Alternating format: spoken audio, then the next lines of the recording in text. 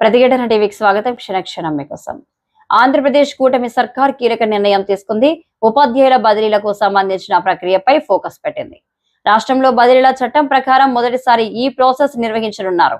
ఈ నెల 17 నుంచి ఆన్లైన్ ద్వారా బదిలీల ప్రక్రియ చేపట్టేందుకు ప్రభుత్వం ప్రణాళిక రూపొందించింది. సర్వీస్ కు ప్రామాణిక తేదీగా మే 31 నిర్ణయించింది. ఉపాధ్యాయ పోస్టుల హేతుబద్ధీకరణ బదిలీల ఉత్తర్వులను ప్రభుత్వం త్వరలో విడుదల చేయనుంది. తొలుత ప్రధాన ఉపాధ్యాయులకు బదిలీలు చేస్తారు. దీంతో ఖాళీ అయిన స్థానాలు, కొత్తగా అవసరమయ్యే వాటిల్లో స్కూల్ అసిస్టెంట్లకు పదోన్నతులు కల్పిస్తారు. తర్వాత మిగతా ప్రక్రియ ఉంటుంది. స్కూల్ అసిస్టెంట్ పోస్టుల అవసరాల మేరకు సెకండరీ గ్రేడ్ టీచర్ల పదోన్నతులు కల్పిస్తారు. ఎస్జిటిలకు ఆదర్శ ప్రాథమిక పాఠశాల ప్రధానోపాధ్యాయులుగా పదోన్నతులు కల్పిస్తారు.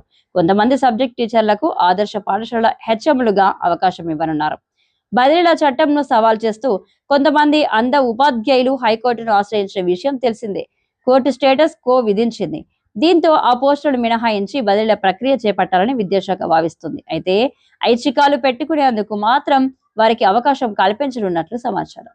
కోర్టు తీర్పునకు లోబడి ఆ తర్వాత అంధ ఉపాధ్యాయుల బదిలీలను నిర్వహించాలని విద్యాశాఖ నిర్ణయించినట్టు తెలిపింది.